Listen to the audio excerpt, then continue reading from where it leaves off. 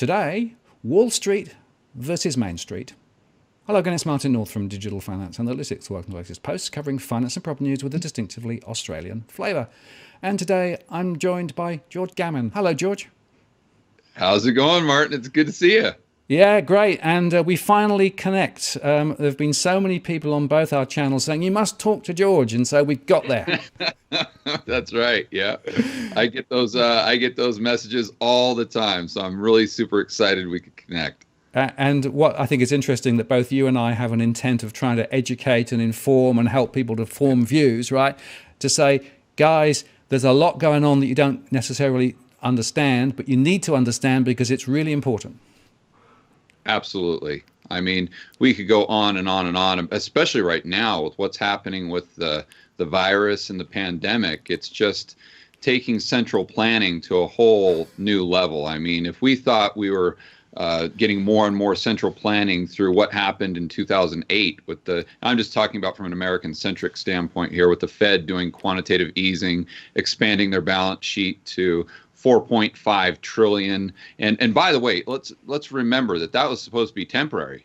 Remember when Bernanke came out and said that initially? He says, oh, nothing to see here. Don't worry about it. Move right along. Yes, we're doing 60 billion a month or 80 billion or whatever, but it doesn't matter because whenever we want to, we can just go ahead and reverse the cycle. We can unwind the balance sheet. No problem. And one thing I like that Schiff always talks about is he says in the beginning when they first started quantitative easing, it wasn't QE1, it was just QE because there wasn't supposed to be a QE2 or a QE3 or now a QE infinity.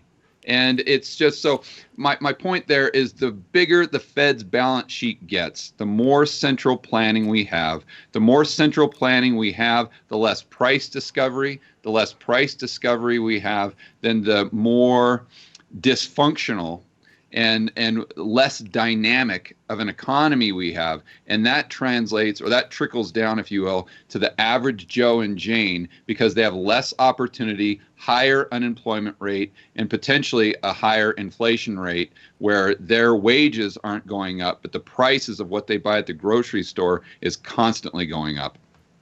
Well, it's interesting because I've got this analogy of a black hole, right? And you know, the black hole basically sucks everything into it, and there's a thing called an event horizon, which is a sort of normal space versus the black hole. And it seems to me that the Fed is that black hole, and it's sucking more and more and more stuff into its balance sheet, right? And they're basically sucking in equities, they're sucking in mortgage-backed securities. If it moves, they'll buy it, right?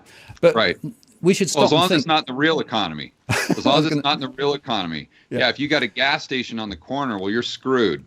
But if you're one of these massive corporations, like some airline or Boeing or something like that, then you're just getting money thrown at you. I did a video the other day on all these alphabet soup programs that they have, and I even left out a couple of them, and I had 9 on my dry erase board. And like 5 of the 9 were either explicitly or implicitly bailing out corporations.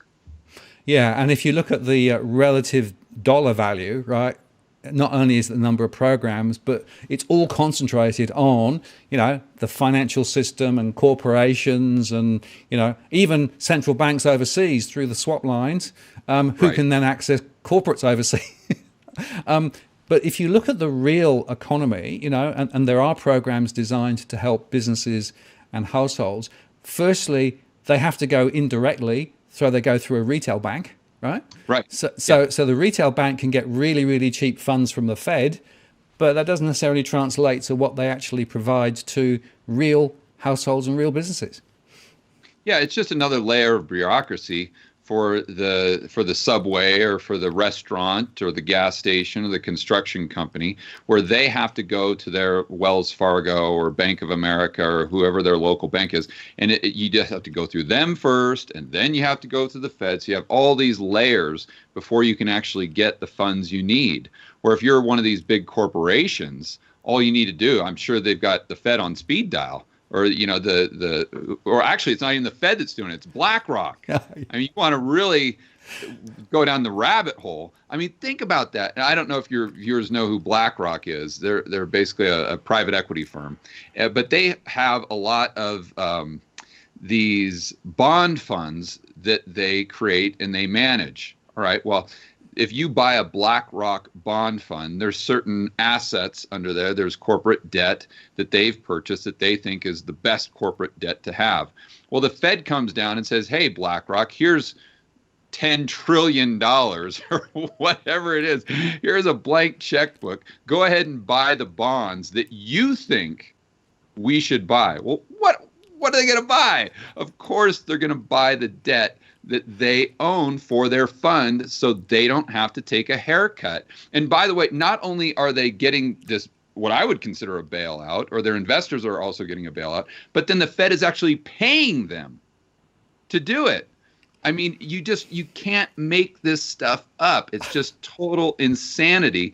And the thing that really annoys me is the Fed, in my opinion, they purposely create this smoke and mirrors type thing. They come, who's going to know what the primary dealer credit facility is?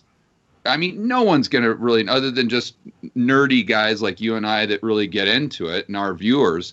But the average person on the street, they're not going to know what that is. So they don't know that the primary dealer credit facility equals the Fed backdoor potentially buying bonds and buying stocks, buying equities, because the primary dealers can buy them, and then the Fed can just kind of wink, wink, nod, take them off their balance sheet by giving them a loan that's in 90 days, they can roll it over forever, and it doesn't really have any type of interest. And if the Fed's meeting them, Jerome Powell's meeting with Jamie Dimon at lunch, saying, hey, listen, dude, we need you to buy like a couple $1 trillion worth of Apple shares. Obviously, I'm exaggerating the numbers, but we need you to buy, this many billions of dollars of Apple shares and put them onto our balance sheet. Can you go ahead and hook that up? Oh, yeah, sure. No problem. And I think that's what's really happening behind the scenes. But my point is this smoke and mirrors and all this confusion with all this alphabet soup and all these technical wonky terms and esoteric language. It's just meant to confuse the average person so they don't realize what's happening. Because if they did realize what's happening while they're locked up at home trying to figure out how they're going to afford to put food on the table, or how they're going to keep their employees employed, or how their small business is going to survive, they just see these billions and trillions of dollars going to Wall Street again. They're going to go out to the streets with pitchforks, rightfully so. And unfortunately, I think the only way that we can combat this is just to make sure that we're educating people, all of our friends and family members, so they know what's really going on. Yeah, it is important. And what I find is that so many people just are frankly not interested in these sorts of subjects. Prefer to watch a bit more Netflix and, the next box set. Right. Because frankly, this is happening in real time, and this is real life, right? Of course, what's interesting about those loans that the Fed, there's no real recourse to them, is there? On some of them, I think there technically is, but on a lot of them there isn't. I think, if my memory serves me right, the TALF program, which is basically, according to the Fed, it's them giving excess or additional liquidity to investors. And I still haven't figured out who these investors are, but it's giving them loans to make sure that they're buying all of these securitized loans in the real economy, so you keep credit flowing for car loans, for student debt, for mortgages, credit card debt, all of these things. Now, from what I understand, those loans are not recourse. It's all on the Fed's website. But I mean, to your point, is it really a loan if you can continually roll it over? If it's almost 0%, call it 5 basis points, and then it's non-recourse. And a lot of the loans going to the real economy, there's no recourse there, and they're not even looking at their income statement or the balance sheet. And listen, I'm all, if the corporations are going to get bailed out, obviously we need to take care of the small and mid-sized business, but there's just a lack of attention to detail, and there's so much red tape to do it. I think it's just going to turn out, although the intentions may be good, the net result is just going to be a big boondoggle where all this money just gets completely wasted. So if the taxpayer is having to pay $1, maybe 2 or 3 pennies of that dollar actually gets into the small and mid-sized business where it's intended to go. Yeah, well, that's of course the issue, and there's a bit of moral hazard in there somewhere as well, isn't there? Depending on precisely how things play out. But I guess my question to you then, George, is: do you think the Fed has a playbook and is sort of, effectively running the script, as it were, or do you think they're just reacting to the different situations as they arrive and basically just, doing this and then doing that and trying this and trying that? Where are you on that sort of spectrum? Reactionary. That's easy. They're just reacting. They're responding. I don't think they're ahead of the curve at all. I think if you look at their actions going back to the repo market September 17th, and if you read that report from Zoltan, and that came out, I think it was December 9th, where he said that they needed to really step up their programs. And then sure enough, on December 12th, you read the report on the New York Fed's website, and they're basically doing exactly what Zoltan said in his report.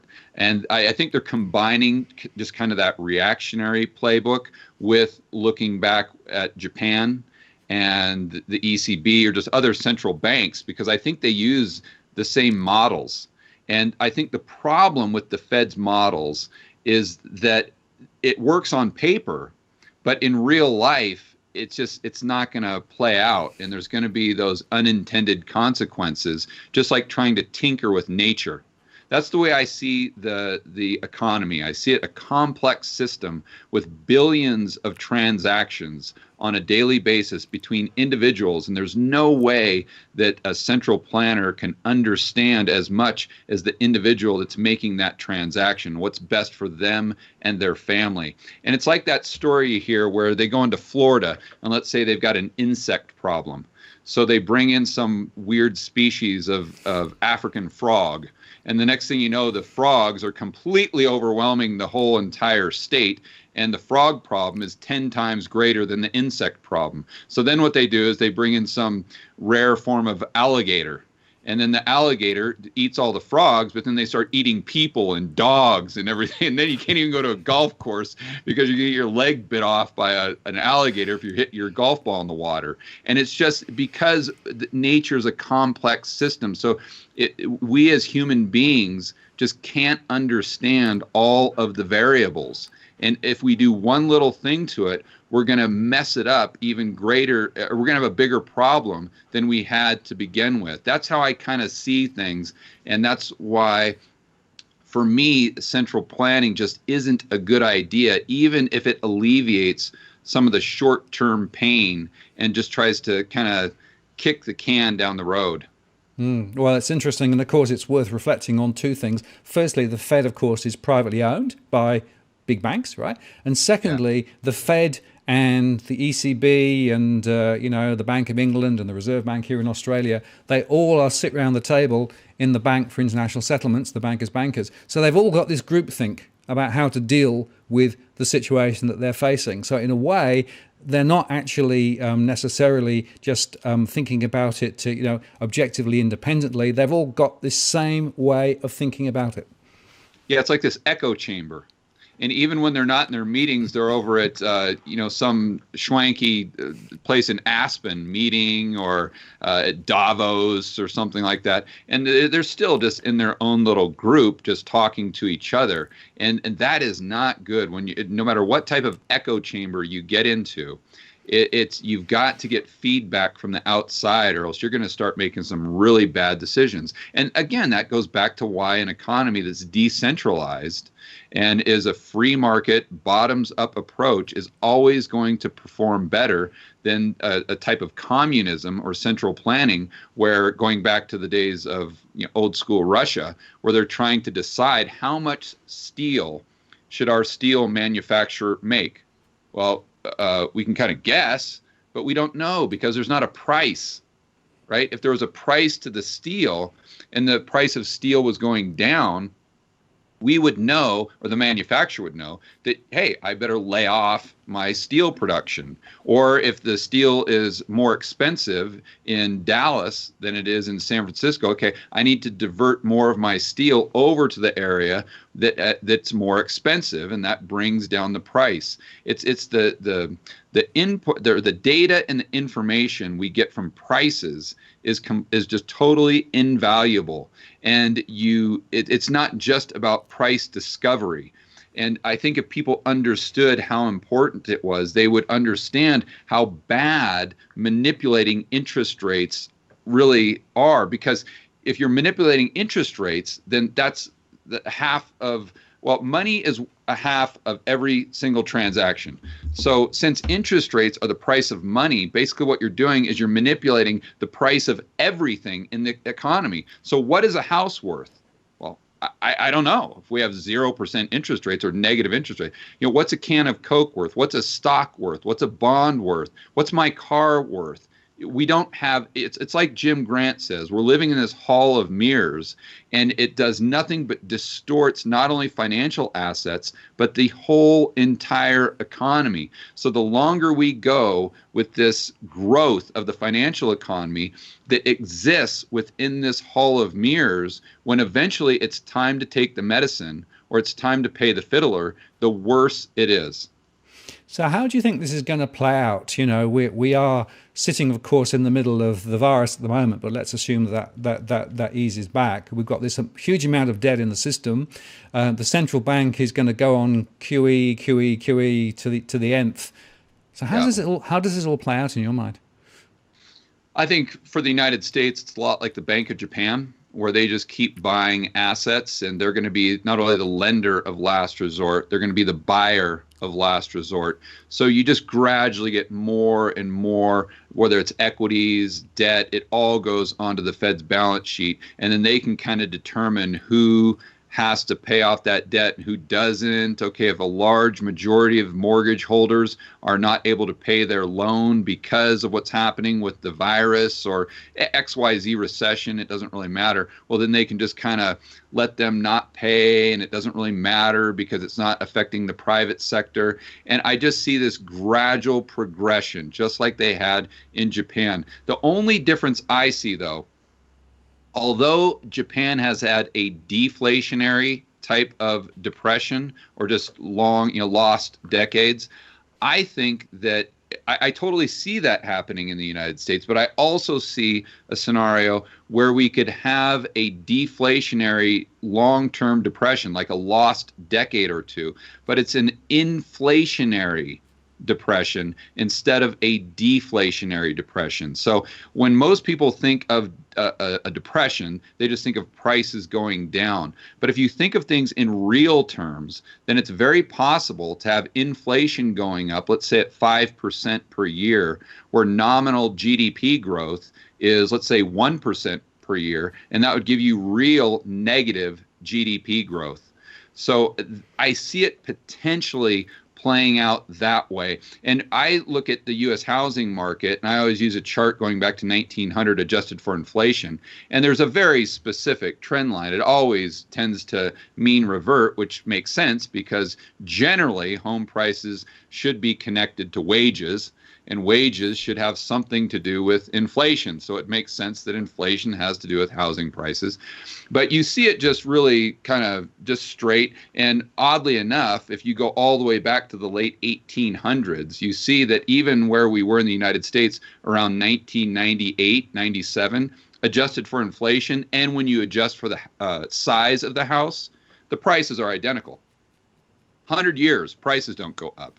And all of a sudden, we come in and the Fed, we had the dot-com bust. So the Fed says, okay, what asset bubble can we inflate to paper over the problem so no one has to feel any pain whatsoever? It's like we're living in a helicopter parent economy type thing, right? You can't let anyone feel pain. Everyone's got to get a participation trophy, even at the corporate level nowadays. So anyway, so they paper over that problem. So then you see housing prices really start to divert from that historic mean, and then they just hockey stick.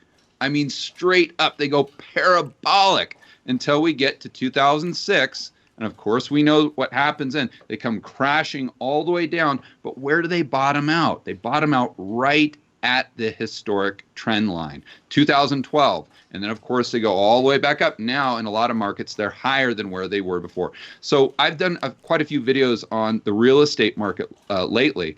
And my takeaway from those videos, kind of my base case, is that I think prices will mean revert again, because they always have for the last 120 years or so. But I don't know that they come down in nominal terms.